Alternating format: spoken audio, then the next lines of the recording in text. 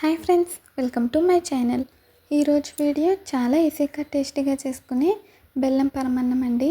చాలా బాగుంటుంది. ఈ విధంగా ట్రై చేయండి. బెల్లం విరిగిపోకుండా పరమాన్నం కూడా చాలా టేస్టీగా వస్తుంది.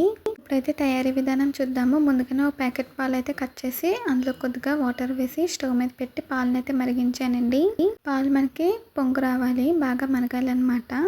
పాలలో ఒక గ్లాస్ వాటర్ అయితే వేసి మరిగించానండి. ఈ లోపు నేను ఇక్కడ ఒక బౌల్ తీసుకుని అందులోకి చిన్న గ్లాసు బియ్యం వేసి వీటిని అయితే ఒక 3 సార్లు బాగా వాష్ చేసుకోవాలండి.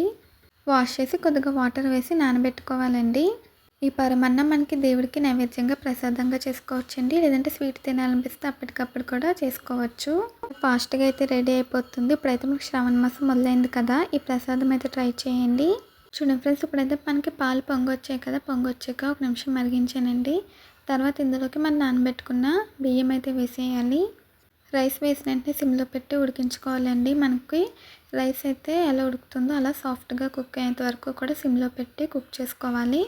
నేనైతే మీకు ఉడికిపోయాక చూపిస్తాను. చూడండి ఫ్రెండ్స్, కొంచెం ఉడికిందని ఇంకా ఉడకాలన్నమాట. ఇలా సాఫ్ట్గా అయ్యేంత వరకు సిమ్లో పెట్టి కుక్ చేసుకోవాలి. ఇంకా కాసేపు అయితే మనకి ఇది ఉడికించుకోవాలి. ఇప్పుడు నేను మొత్తం కుక్ అయిపోయాక చూపిస్తాను. ఈ ప్రాసెస్ కూడా చాలా ఈజీ అండి. ఇలా చేసుకుంటే చిక్కని పాలతో చేసుకుంటే ఇంకా పరమాన్నం టేస్ట్ అయితే సూపర్గా ఉంటుంది. చూడండి, ఇప్పుడైతే మనకి రైస్ చాలా బాగా ఉడికిందండి. ఇలా ఉడికితే సరిపోతుంది. మనం రైస్ చెక్ చేసుకుంటాం కదా అన్నం వండినప్పుడు, అలా నొక్కి చూస్తే సాఫ్ట్గా అయిపోతే ఉడికిపోయినట్టు. ఇప్పుడు మనకి పర్ఫెక్ట్గా ఉడికిపోయిందండి. తర్వాత అందులోకి చిన్న గ్లాసు బెల్లం అలాగే ఇలాచీ కూడా వేసాను. మీరు కావాలంటే ఇలాచీ పొడి కూడా వేసుకోవచ్చండి. చిన్న గ్లాసు బెల్లం తురుము అయితే వేసాను. ఏ గ్లాస్తో అయితే బియ్యం తీసుకున్నామో అదే గ్లాస్తో బెల్లం వేసుకోవాలండి. బెల్లం వేసి దీన్ని అయితే ఒక 2 నుంచి 5 నిమిషాల పాటు సిమ్లో పెట్టి కుక్ చేసుకోవాలి. కొంచెం దగ్గరికి పడాలంటే, అలాగే బెల్లం మొత్తం కరిగిపోవాలి.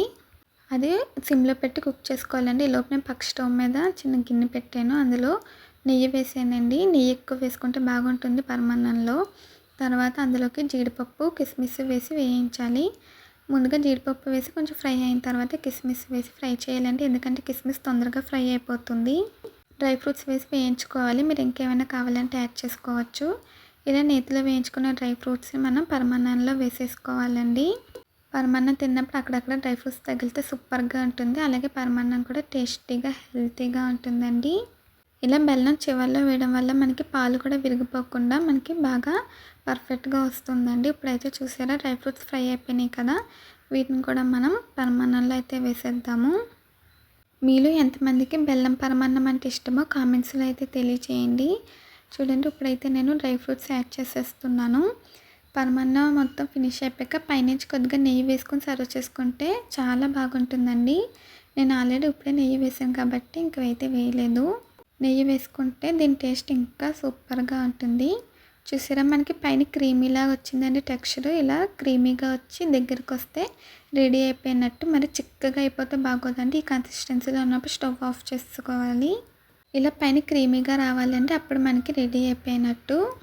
చూసారా ఫ్రెండ్స్, మనకైతే బెల్లం పరమాన్నం అయితే రెడీ అయిపోయిందండి. స్టవ్ ఆఫ్ చేసాను. ఇప్పుడు దీన్ని ఒక బౌల్లో వేసుకొని సర్వ్ చేసుకుంటే చాలా బాగుంటుంది.